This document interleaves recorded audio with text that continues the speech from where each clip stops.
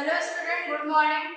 Today's class 12th subject is the business studies और आपका आज टॉपिक है जो वो एक्सटर्नल जो अभी इंटरनल सोर्स ऑफ रिक्रूटमेंट बताए थे, आज है external source of recruitment. Internal में जैसे आप पढ़ चुके हैं कि हम जो आपके जो ऑर्गेनाइजेशन में जो लोग होते हैं उन्हीं लोगों को प्रमोशन देते हैं, उन्हीं लोगों को अपॉइंट करते हैं। बाहरी टैलेंट या आउटसोर्स के जो एम्प्लॉय है या उनको हम इसमें इनवाइट नहीं करते। अब आया एक्सटर्नल सोर्स ऑफ रिक्रूटमेंट। अब इसमें हम क्या करते हैं, इसमें हम जो भी है वो बाहरी अपॉइंट करते हैं, एप्लीकेशन देते हैं। जो बाहर के फ्रेश न्यू टैलेंट जो होते हैं वो हमारे ऑर्गेनाइजेशन में आते हैं वर्क करने के लिए। ये हमारा एक्सटर्नल सोर्स रिकमेंड होता है कि बाहर के लोगों को हम एप्लीकेशन के थ्रू इनवाइट करते हैं जॉब के लिए, फिर अपॉइंट करते हैं। कुछ पॉइंट्स बुक का भी है जो हम आपको बता देते हैं। When the candidates from outside the organization are invited to fill the vacant job position, then it is known as the external recruitment. External recruitment किसे कहते हैं? जो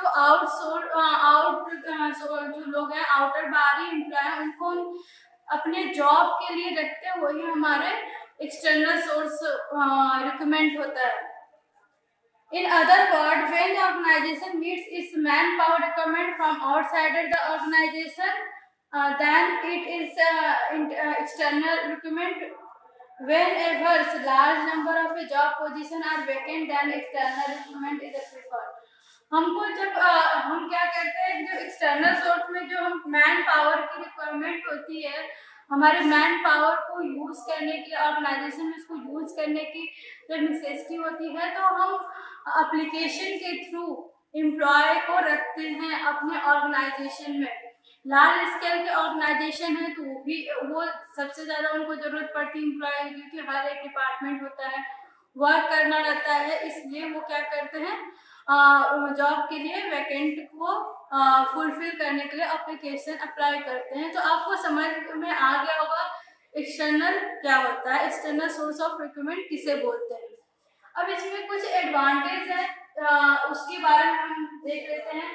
फर्स्ट है फ्रेश टैलेंट। अब हम नए लोगों को बाहर के जो नए हैं वो एम्प्लॉय वो हमारे ऑर्गेनाइजेशन में अपॉइंट होंगे तो क्या होगा, वेरियस तरह के फ्रेश टैलेंट होंगे उनके पास, नए तरीके के, नए दिमाग, नया उनका वर्क करने का तरीका, उनकी टैलेंट अलग होंगे। मतलब एक तरीके से समझे कि वो फ्रेश होंगे, उनके पास हो सकता है बहुत अच्छे आइडियाज हो सकते हैं, तो ये उनके पास जो भी आइडियाज होंगे वो फ्रेश न्यू तरीके की होगी। आप देख रहे हैं टेक्नोलॉजी दिन पर दिन बढ़ती जा रही है, क्योंकि आपके एनवायरनमेंट में जो भी है आपके ऑर्गेनाइजेशन नए लोगों को लाते हैं, नए दिमाग के लोग आते हैं, तो इससे क्या होता है कि आपके ऑर्गेनाइजेशन का जो अपग्रेडेशन है वो बढ़ता जाता है। यही होती है कि जो हमारे एक्सटर्नल सोर्स रिक्वायरमेंट के थ्रू हमें फ्रेश टैलेंट लोग भी मिल जाते हैं, वही लोग अपॉइंट होते हैं। बुक में भी कुछ पॉइंट है, हम बता देते हैं आपको। With external recruitment fresh and new talent come to the organisation. इसमें एक वर्ड बोला गया है कि इससे क्या होता है, हमारे ऑर्गेनाइजेशन में फ्रेश और न्यू टैलेंट लोग आते हैं, नए लोग आते हैं, नए तरीके के आते हैं, नए आपको आइडियाज लेके आते हैं, तो ये फ्रेश टैलेंट आपके ऑर्गेनाइजेशन में इन्वॉल्व होते हैं। नेक्स्ट है आपका वाइडर चॉइस। अब आपको पहले भी हम इसमें बता चुके थे कि हम क्या करते हैं, हम ज़्यादा से ज़्यादा एप्लीकेशन आते हैं, अप्लाई करते हैं, तो आपको चॉइस करने का ज़्यादा आपको प्रीफर हो जाता है। आप चॉइस कर सकते हैं, आपको number of candidate, number of employee application भरते हैं, फॉर्म भरते हैं, तो आपको चॉइस करने का बहुत ज़्यादा वाइडर एरिया मिल जाता है, जिसके अकॉर्डिंग आप चॉइस कर सकते हैं और अपने तरीके के एम्प्लॉय को आप अपने ऑर्गेनाइजेशन में अपॉइंट कर सकते हैं। Qualified personal. अब इसमें क्या होता है, क्वालिफाइड पर्सनल होते हैं, इसमें जो भी आप एम्प्लॉय लेंगे तो वो आप उनकी क्वालिफिकेशन के अकॉर्डिंग ही लेंगे, क्योंकि वो आपको जब चाहिए ऑर्गेनाइजेशन में अच्छे टैलेंट चाहिए, वर्क करने वाला चाहिए, तो आप क्वालिफाइड ही पर्सन को लेंगे। तो इसमें जो पर्सन होते हैं वो क्या होते हैं, वो क्वालिफाइड होते हैं। इसमें कुछ पॉइंट हम पढ़ देते हैं। By using external requirement the management can get qualified and train person.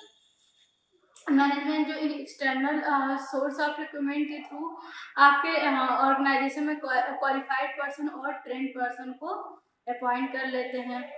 फिर उसके बाद है लेटेस्ट टेक्नोलॉजिकल नॉलेज। अब इसमें हम बताए थे कि जैसे एम्प्लॉयर हैं आपके जो नए नए आएंगे उनके पास क्या रहेगा, नया टेक्नोलॉजी, जब भी कोई नई टेक्नोलॉजी आती है उसके बारे में उनको नॉलेज ऑलरेडी पहले से ही रहेगा, क्योंकि वो लोग क्वालिफाइड हैं, उस चीज़ों में जानते हैं, तो वो लोग प्रैक्टिस में होते हैं, अपग्रेड जो भी टेक्नोलॉजी होती है उसके बारे में सीखते हैं। क्योंकि कोई भी ऑर्गेनाइजेशन में अगर एम्प्लॉय को रखेगा तो उससे उसके बारे में पूछेगा अगर ये टेक्नोलॉजी के बारे में आप जानते हैं कि नहीं जानते हैं।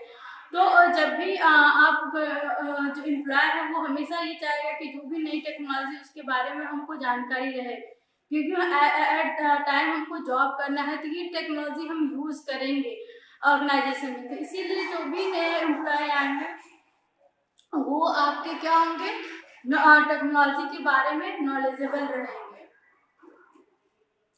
Competitive spirit. अब इसमें क्या होता है कि आपकी कॉम्पिटिटिव स्पिरिट भी होती है, क्योंकि सभी को आप प्राइवेट सेक्टर भी देखते हैं कि कंपटीशन वहाँ ज़्यादा होती है, क्योंकि जितनी कंपटीशन होगी आप उतना आगे बढ़ते हैं। आपको आप जितना नया स्किल लेटेस्ट लाते हैं अपने अंदर उससे ही आप क्या होते हैं, अपग्रेड होते हैं, ज़्यादा आप आगे बढ़ते हैं। तो इससे क्या होता है, कंपटीशन की स्पिरिट आपके अंदर आता है कि नहीं हमें कुछ अच्छा करेंगे तभी हम टॉप पोजीशन पे पहुँचेंगे। तो इसलिए क्या होता है कि इसमें कंपटीशन की स्पिरिट ज़्यादा हो जाती है। तो इसमें कुछ वर्ड्स हैं, हम पढ़ के सुना देते हैं। Through external recruitment when the outsider join the organisation the developed a competitive spirit in existing employee of the organisation. अब इसमें वही बता रहा है कि जो आपके जो बाहर से लोग आए हैं और जो आपका ऑर्गेनाइजेशन में लोग काम कर रहे हैं एम्प्लॉय, उनके थ्रू आपके कॉम्पिटिटिव स्पिरिट बढ़ जाती है, क्योंकि सभी अच्छा करना चाहेंगे। जो बाहर से एम्प्लॉय आए हैं आपके आउटसाइड वो भी, और जो ऑर्गेनाइजेशन के अंदर काम कर रहे हैं वो भी, दोनों लोग दोनों एम्प्लॉयज चाहेंगे कि हमारे जो भी हमारे नॉलेज है या हमारा काम करने का तरीका हो वो हमारा क्या होना चाहिए, अच्छा होना चाहिए, तभी हमको धीरे धीरे हमारा पोजीशन बढ़ेगा। तो ये कंपटीशन स्पिरिट इसमें डेवलप हो जाती है। अब आपका common method of external source of recruitment. कुछ कॉमन मेथड है जिससे कि थ्रू हम क्या करते हैं, रिक्रूटमेंट जो एक्सटर्नल सोर्स की रिक्रूटमेंट है उसको यूज करते हैं।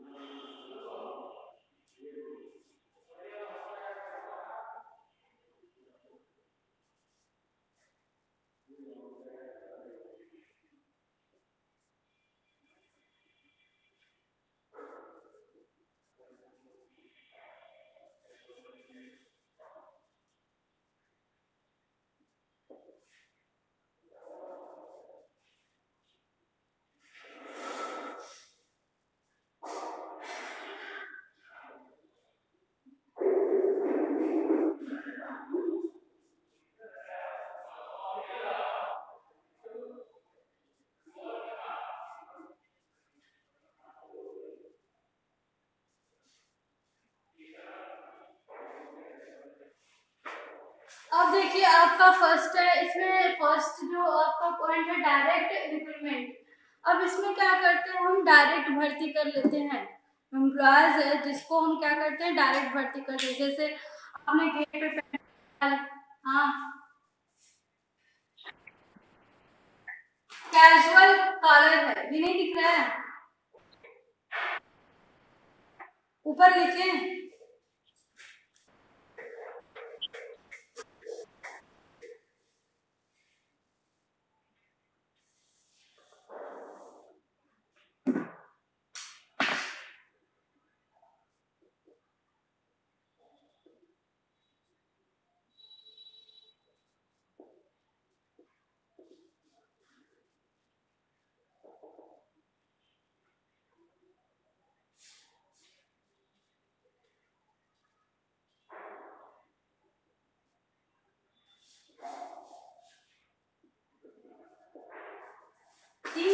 डिफाइन करते हैं तो फिर उसके बाद नेक्स्ट पॉइंट आपको बताएंगे। और तो पहले है आपका direct recruitment.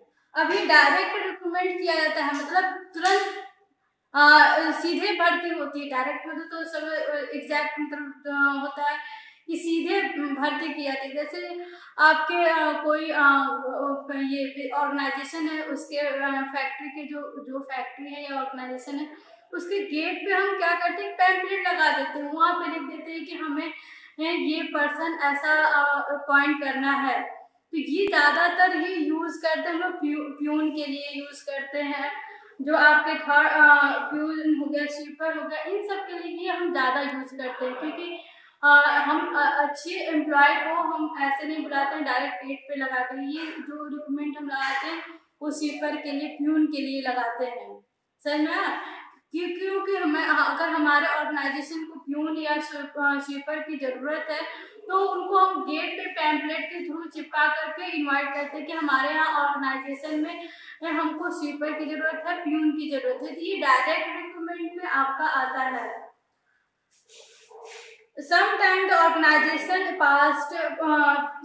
placed notice at the gate of their office or factory or workshop stating the vacant job position. The people who are interested in those job walk in for interview. The method of external recruitment is the most suitable for unskilled job position.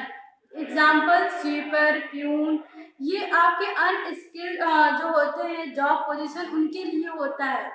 Sir मेरा जो हमारा factory है या आपके जो workshop है, आपके जो ऑर्गेनाइजेशन है ऑफिस, उसके सामने हम पेम्पलेट को क्या करते हैं, नोटिस को या पेम्पलेट कर सकते हैं, नोटिस को हम क्या करते हैं, पेस्ट कर देते हैं। वहाँ पे हम लिख देते हैं कि आप हमें इस तरीके का एम्प्लॉय हमारे ऑर्गेनाइजेशन को चाहिए। अब आपका हो गया कैजुअल कलर। जो कैजुअल कलर है, इसमें क्या करते हैं कि हम जो एप्लीकेशन फॉर्म भरे रहते हैं, जो लोग भरे रहते हैं एप्लीकेशन ऑर्गेनाइजेशन में लेने के लिए, तो कुछ क्या होता है कि हमको मान लीजिए हमको 500 एम्प्लॉय की जरूरत थी और फॉर्म कितने लोग भर दिया, 1000 लोगों ने भर दिया। तो हम 500 को तो कर लिए, अपॉइंट कर लिए, लेकिन 500 लोग तो बच गए। तो उनको नेक्स्ट कॉलर के थ्रू हम क्या करते हैं, बुलाते हैं, कैजुअली हम लोग कॉल मतलब बुलाते हैं कि आप आइए हमारे ऑर्गेनाइजेशन में अपॉइंट करिए। जैसे generally large organisation maintain an application field which they keep all a pending application which job seeker leave with the reception. Sometimes the application of a suitable candidate who are not select in previous year. जो previous year में आपके suitable employ जो थे वो appoint नहीं हो पाए, तो उनको हम क्या करते हैं, select process are also kept in application field.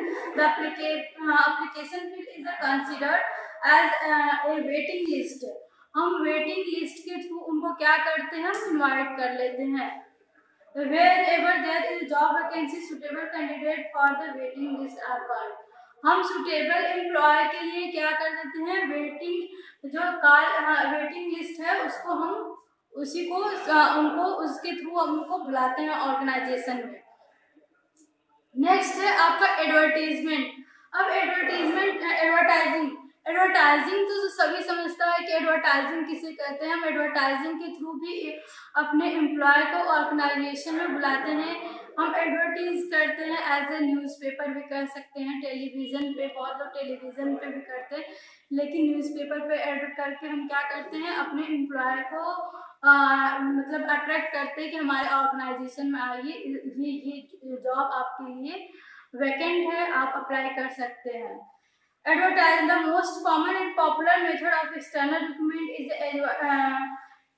advertising about the vacant job position. The organization select the media of advertisement, keeping in mind the requirement of job position. For example, for the job on account, the advertisement can be given in a characters chartered accountant, general and or unskilled and a lower rank job advertising can be given a local and regional newspaper के according आप क्या कर सकते हैं कि आप उसको add कर सकते हैं कि हमें चार्टर्ड अकाउंटेंट के लिए हमारी वैकेंट है, आप इसके लिए अप्लाई कर सकते हैं। आप लोग जॉब के लिए बहुत सारे न्यूज़पेपर में ऐड आते रहते हैं, आप लोग न्यूज़पेपर डेली यूज़ करते हैं तो आप उसमें देखे होंगे कि बहुत सारे जॉब के लिए वैकेंट दिखाते हैं कि इतनी सारी भर्ती निकली है, इतनी से टीचर के लिए है, इतने आपके रेलवे के लिए है, इतना आपका एसएससी के लिए। तो ये सभी आप क्या करते हो, न्यूज़पेपर के थ्रू आपको वैकेंट आता है या आपको उस एडवर्टीजमेंट के थ्रू आप अपने फॉर्म को भरते हैं और उस जॉब के लिए वैकेंट करते हैं। तो यही आपका एडवर्टीजमेंट के थ्रू होता है। अब नेक्स्ट है employment exchange.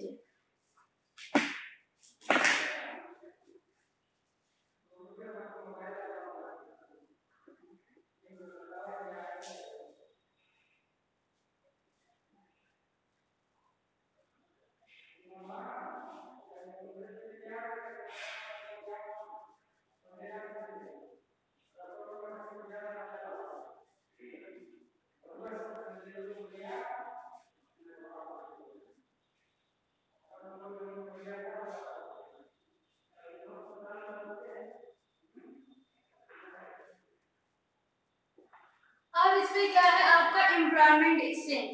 Government employ exchange act as a middleman between the job seeker and the organisation who have a vacant job position.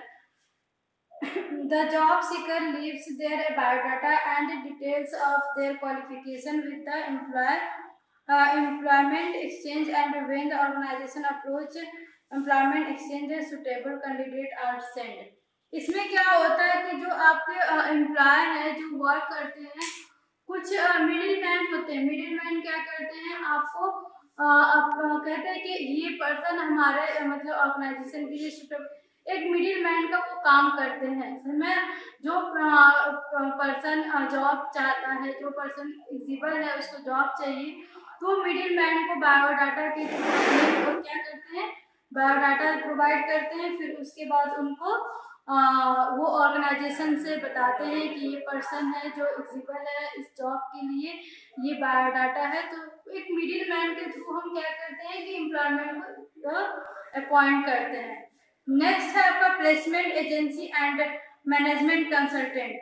Placement agency provide a nation wide service of matching demand and supply of work force.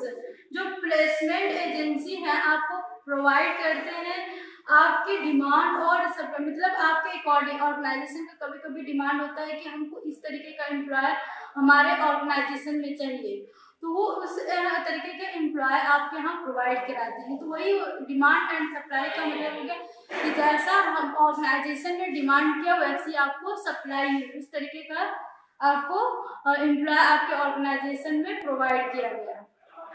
The agency invite the job data and a record from various job seeker and send to the suitable client. अब इसमें जो agency है वो क्या करती है कि जितने भी आपके एम्प्लॉयड सीकर, वो जॉब सीकर उससे बोलते हैं जो जिसको जॉब की जरूरत है, वो लोग ऑर्गेनाइजेशन में क्या करते हैं, ऑर्गेनाइजेशन जब आपकी एजेंसी कुछ होती है उनके यहाँ बायोडाटा अपना पहुँचाते हैं। जो भी जॉब के लिए एलिजिबल हैं, चाहते हैं कि हमको जॉब चाहिए, उस एजेंसी के पास पहुंचाते हैं और वो एजेंसी आपके ऑर्गेनाइजेशन के थ्रू आपको पहुंचाती है। नेक्स्ट टॉपिक है आपका कैंपस रिक्रूटमेंट।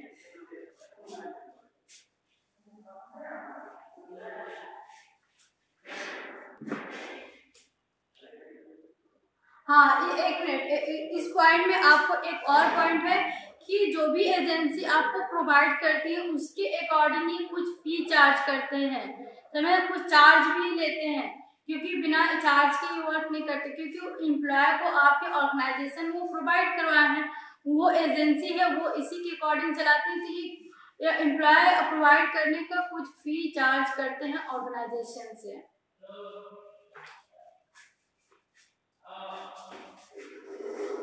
आपका सिक्स्थ है कैंपस रिक्रूटमेंट।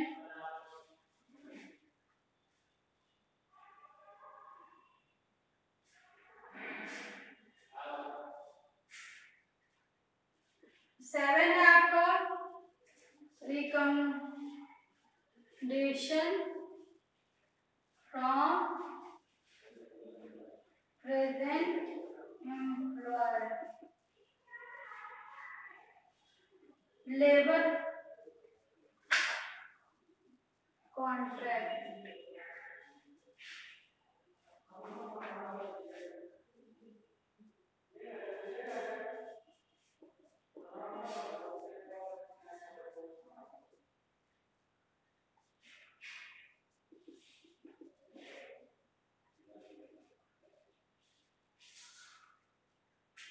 टेन है एक आपका web publishing.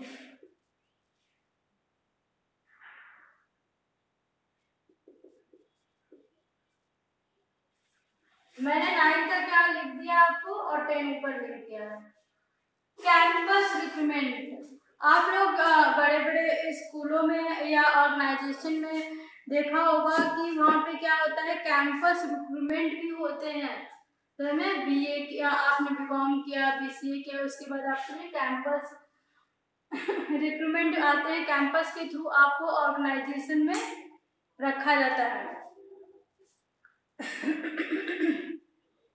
Sometimes the senior manager of the organization visit various professional college। देखिए various professional college जो भी हैं, जैसे बीसीए हो गया, आपका एमसीए हो गया, आपका एमबीए हो गया, ये सब जो प्रोफेशनल टाइप के जो कॉलेज हैं, कुछ मैनेजर क्या करते हैं, वहाँ पे विजिट करते हैं, घूमने जाते हैं कि वहाँ के जो स्टूडेंट हैं वो तो न्यू फ्रेश टैलेंट रहते हैं, वहाँ से वो एम्प्लॉय को क्या करते हैं, उनका इंटरव्यू लेते हैं, उनके अकॉर्डिंग उनको प्लेसमेंट करते हैं।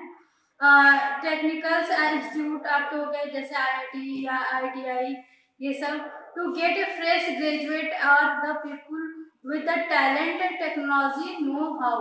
अभी लोग क्या करते हैं, इनके बारे, इनको सभी टेक्नोलॉजी के बारे में पता रहता है, समझना, क्योंकि फ्रेश टैलेंट है इनको, क्योंकि वो जितने भी आपके नया टेक्नोलॉजी है उसके बारे में अपग्रेड होकर के वो क्वालिफिकेशन करते हैं।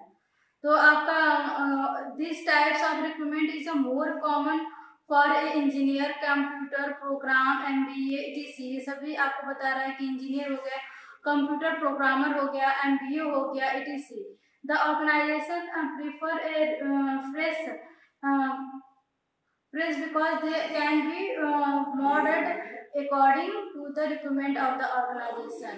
अभी आपके ऑर्गेनाइजेशन के अकॉर्डिंग आपको क्या करते हैं कि आप जैसा ऑर्गेनाइजेशन को चाहिए उस अकॉर्डिंग इनको यहाँ एम्प्लॉय कैंपस रिक्रूटमेंट के थ्रू मिल जाते हैं। तो रिक्रूटमेंट आपको कैंपस रिक्रूटमेंट समझ में आ गया होगा। कैंपस रिक्रूटमेंट ये होता है कि किसी ऑर्गेनाइजेशन के मैनेजर और एक प्रोफेशनल जो भी कॉलेज है, जिस तरीके का उनको आपको एम्प्लॉय चाहिए, वैसे प्रोफेशनल कॉलेज में वो जाते हैं, वहाँ पे उनको वो अच्छे से अच्छे एम्प्लॉय उनको उस ऑर्गेनाइजेशन से मिल सकते हैं, उनको ऑर्गेनाइजेशन के लिए मिल सकते हैं, इसीलिए वो कैंपस के थ्रू रिकमेंड करते हैं। नेक्स्ट है recommendation for the present employee. अब क्या करते हैं कि कुछ जो लोग होते हैं, कुछ आपके जो एम्प्लॉय होते हैं, वो क्या करते हैं कि अपने रिलेटिव का नाम रिकमेंड कर देते हैं कि इस ऑर्गेनाइजेशन के लिए या इस पोजीशन के लिए हमारे कोई रिलेटिव है जो एलिजिबल है, वो ये कर सकते हैं, ये जॉब उनके लिए बेटर है, वो बढ़िया से यहाँ वर्क करते हैं। ये चाहे आप रिलेटिव को, फ्रेंड को, अपने मतलब कोई भी नॉन पर्सन को आप ऑफर करवाते हैं कि आप इस जॉब के लिए आप अप्लाई कर सकते हैं। Many firms encourage their employer to recommend the name of their relative, friends, and other known people to fill the vacant job position. The organization prefer recommendation of trusting the goodwill of the present employer। अब आप जो देखिए, कभी कभी क्या होता है कि आपके ऑर्गेनाइजेशन में कोई एम्प्लॉय है, वो वर्क बहुत अच्छे से कर रहा है, उसकी गुडविल भी बहुत अच्छी है, वो अपने ऑर्गेनाइजेशन में जो पोजीशन है वो बहुत अच्छा बना के रखा है, और वही रिकमेंडेड कर रहा है कि हमारा एक फ्रेंड है या रिलेटिव है या कोई भी है जिसको जान रहा है, वो बता रहा है ऑर्गेनाइजेशन को कि ये पर्सन हमारे इस जॉब के लिए, जो जॉब वैकेंट है उस जॉब पोजीशन के लिए वो बहुत ही सुटेबल है। एक मिनट जस्ट, वो पर्सन हमारे ऑर्गेनाइजेशन के लिए सुटेबल है। तो तो उस इंसान की गुडविल को देख करके ही हम समझ जाते कि जब ये एम्प्लॉय की गुडविल अच्छी होगी, जिसको रिकमेंडेड कर रहा वो भी एम्प्लॉय क्या होगा, अच्छा होगा, बेटर होगा। तो इसकी गुडविल पे ही उस इंसान को हम क्या करते हैं, उस एम्प्लॉय को रखते हैं। तो ये रिकमेंडेशन। हाँ बोलिए।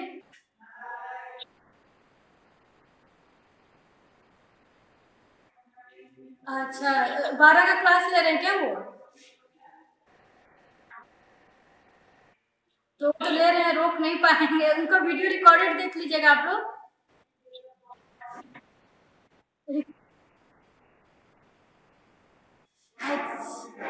तब तो वो तो क्लास ले रहे हैं, मीटिंग दे दी है, पहले बोले रहते तो उनको।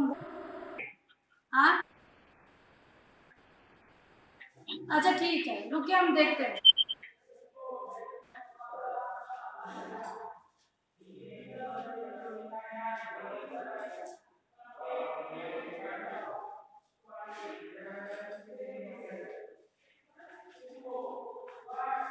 अच्छा वो भी क्लास दरवाजा बंद करके ले रहे हैं, थोड़ी देर के बाद आप रिकॉर्डेड वीडियो देख लीजिएगा, हम उनको बोल देंगे।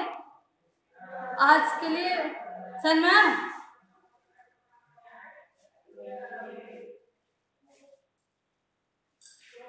हम उनसे कल बात कर लेंगे, ठीक है ना?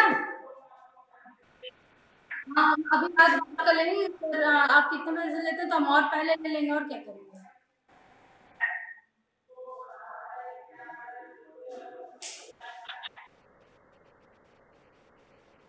अच्छा आज वो पहले ले रहे हैं, मेरा टाइमिंग ठीक है ना? ठीक। अब क्या है आपका एडवर्टाइजिंग, सॉरी, हम रिकमेंडेशन वाली बात कर रहे थे कि हमने रिकमेंडेड कर दिया हमारे गुडविल के अकॉर्डिंग, उस एम्प्लॉय को हम क्या कर लिए, एम्प्लॉय अपॉइंट कर लिए। नेक्स्ट है आपका लेबर कॉन्ट्रैक्टर। अब इसमें क्या होता है कि लेबर कॉन्ट्रैक्टर में क्या करते हैं कि हम कोई ऑर्गेनाइजेशन है जो वो क्या कर रही है कि वो वर्क कर रही है और उसको उस टाइम उस कंडीशन में उसको कुछ लेबर चाहिए। कभी कभी होता है ना कि हम कहीं ऑर्गेनाइजेशन, मान लीजिए कोई फैक्ट्री लगा रही है, चाहे कोई भी काम कर रही है, तो उसको लेबर की जरूरत पड़ती है। मिट्टी खोदना या कोई ढोना या सीमेंट बालू ढोना, ये सब की लेबर की जरूरत पड़ती है। तो कॉन्ट्रैक्टर के थ्रू वो क्या करते हैं, लेबर को अपॉइंट करते हैं। ऐसे इसमें कुछ पॉइंट है। Jobbers and contractors are the people who keep in touch with the labor in a village and rural area, and whenever there is a vacancy or requirement for a labor in the factory or in the construction site, they bring the labor from the village and supply to businessman. देखिए इसमें वही बात कर रहे हैं जो हम बता रहे हैं कि अगर कोई कॉन्ट्रैक्टर का कोई काम हो रहा है किसी साइट पे, तो हम क्या करते हैं कि ऑर्गेनाइजेशन को या क्या चाहता है, लेबर चाहते हैं, तो वो क्या करते हैं कि कॉन्ट्रैक्टर से वो कनेक्ट करते हैं कि हमको लेबर चाहिए। तो कॉन्ट्रैक्टर क्या होते हैं, वो हमेशा विलेज या रूरल एरिया के जो भी एम्प्लॉय है, जो भी लेबर वर्कर हैं, वो हमेशा उनके टच में रहते हैं। तो जब भी आपके ऑर्गेनाइजेशन में एम्प्लॉय की जरूरत पड़ती है, लेबर वर्क की जरूरत पड़ती है, तो कॉन्ट्रैक्टर आपको वैसे लेबर आपको प्रोवाइड करते हैं जो कॉन्ट्रैक्ट साइड पे आपका वर्क कर सके। सर मैडम नेक्स्ट है आपका एडवर्टाइजिंग ऑन टेलीविजन। देखिए अब वो था एक एडवर्टाइजिंग था, सिर्फ एडवर्टाइजिंग की बात की गई थी वहाँ पे।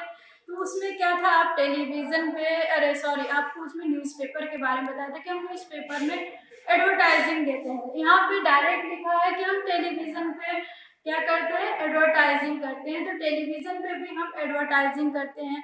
बहुत सारे अच्छे अच्छे कॉलेजेस हैं, इंस्टीट्यूशन हैं, वो लोग भी एडवर्टाइज करते हैं कि हमारे यहाँ ये एग्जिबल है, जॉब के लिए ये क्वालिफिकेशन चाहिए। तो ये टेलीविजन पे भी आपके क्या करते हैं, एडवर्टाइज करते हैं।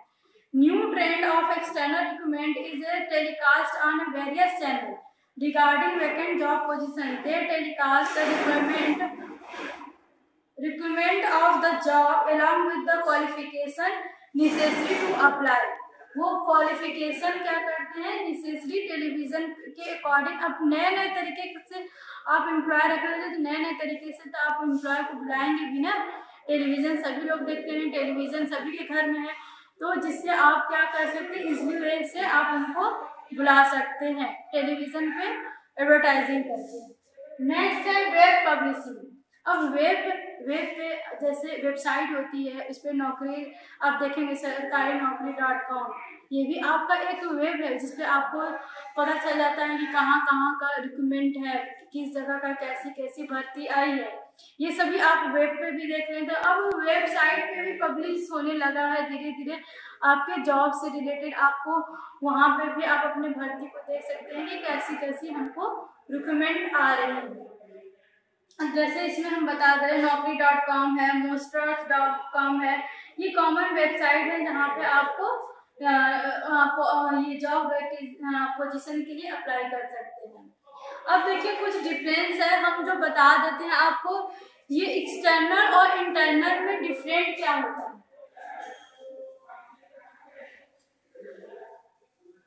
एक्सटर्नल और इंटरनल में डिफरेंट क्या है।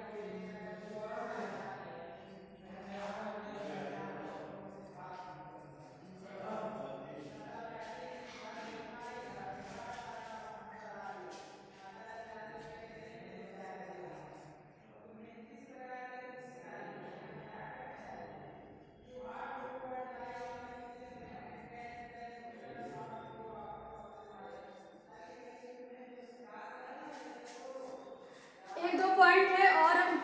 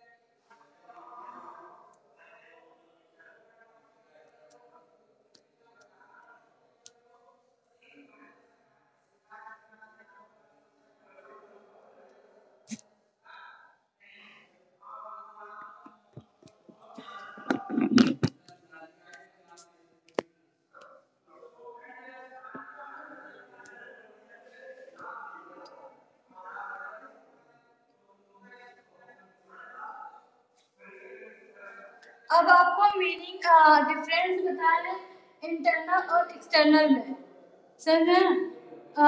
इंटरनल और एक्सटर्नल में आपको डिफरेंट बता रहे हैं। पहला है मीनिंग। मीनिंग में क्या है कि मीनिंग जो है आपका existing staff to fill up the vacant job. Vacant job के लिए ये क्या करते हैं, जो एग्जिस्टिंग है, जो ऑलरेडी जो बिजनेस में ऑर्गेनाइजेशन में लोग हैं उनको ही क्या करते हैं, ये उन्हीं का यूज करते हैं। न्यू पर्सनल, अब इसमें क्या एक्सटर्नल में क्या होता है, न्यू पर्सनल आते हैं, नए लोग आते हैं। और टाइमिंग क्या है, it is a less timing consuming, इसमें लेस टाइमिंग कंज्यूमिंग होता है, इसमें टाइम जैसे ज़्यादा प्रोसेस आपका नहीं होता है। और इसमें क्या है, मोर टाइमिंग कंज्यूमिंग, इसमें क्या होता है, टाइम ज़्यादा, आप वैकेंट जॉब के लिए एप्लीकेशन देंगे, फिर उसके बाद उनको अपॉइंट इंटरव्यू लेंगे, फिर उसके बाद उनको उनका ट्रेनिंग लेंगे, ये सभी चीज़ें आप क्या करते हैं इसमें देखते हैं।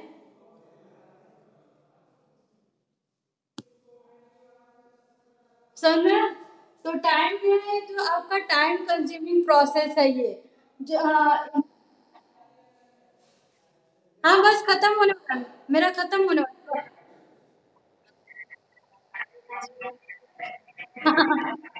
अच्छा ठीक है, कोई बात नहीं। ठीक है ठीक है।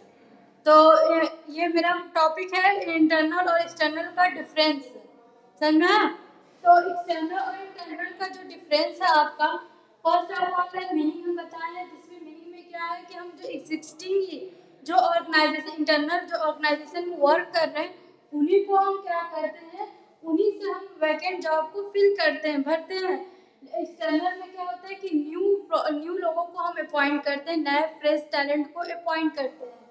टाइमिंग में क्या है, इसमें टाइमिंग नहीं लगता आपके इंटरनल में, क्योंकि ऑलरेडी आपको पता है कि जितने हमारे एम्प्लॉय हैं जो ऑर्गेनाइजेशन में काम कर रहे हैं, उन्हीं के अकॉर्डिंग हमको बस जॉब पे अप्लाई करना है। लेकिन इसमें बहुत टाइम लगता है, क्योंकि आप एडवर्टीजमेंट भरेंगे, कितने लोग आएंगे, उसमें सिलेक्शन करेंगे, फिर उनका इंटरव्यू लेंगे, पर्सनल टेस्ट लेंगे, मतलब बहुत सारे प्रोसेस, हेल्थ चेकअप करेंगे, मतलब बहुत सारे प्रोसेस के बाद वो क्या होंगे, आपका अपॉइंट होंगे। तो ये टाइम कंज्यूमिंग है। Economic it does not involve any cost, इसमें कोई कॉस्ट लगता नहीं है, ये आपको इतना पैसे की जरूरत नहीं पड़ती, क्योंकि इतना प्रोसेस ही नहीं होता, आपको एडवर्टीजमेंट ही नहीं करना पड़ेगा, आपको इंटरनल आपके जो है इंटरनल क्या कह सकते हैं कि आपको इंटरव्यू पैनल नहीं बैठना पड़ेगा, तो ये सब कॉस्ट आपके बच जाते हैं। और इसमें क्या होता है आपका, दिस प्रोसेस इज कॉस्टली, अब इसमें आप एडवर्टीजमेंट देंगे एक्सटर्नल में तो उसका पैसा लगेगा, इंटरव्यू पैनल बैठाएंगे उसमें होगा, मेडिकल चेकअप करेंगे, फिर उसके बाद बहुत सारे टेस्ट के बाद उनको अपॉइंट करना पड़ता है, तो इसमें ये कॉस्टली है। और नेक्स्ट है आपका fourth is quality. Quality quality जो है उसके अकॉर्डिंग हम देखेंगे, क्वालिटी में क्या है कि जो आपका क्वालिटी है वो there is a limited choice to better, और क्वालिटी में नॉट बी एज्यूम।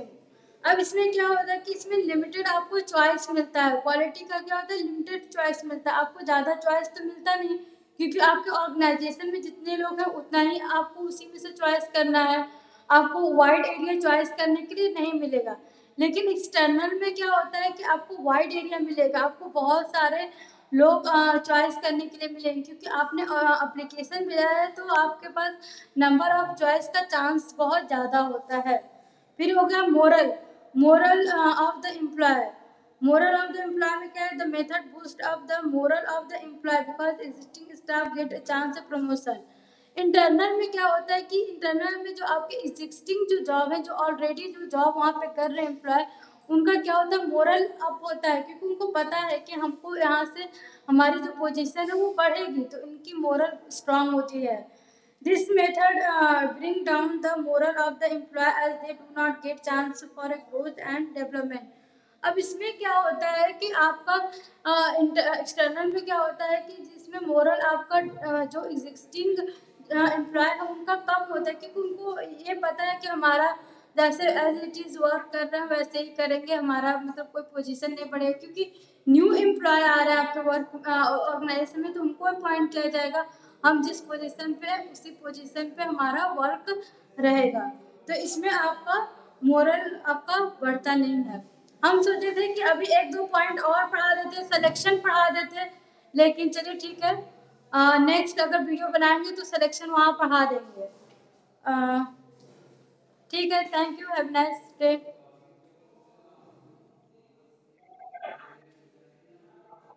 कुछ पूछना है?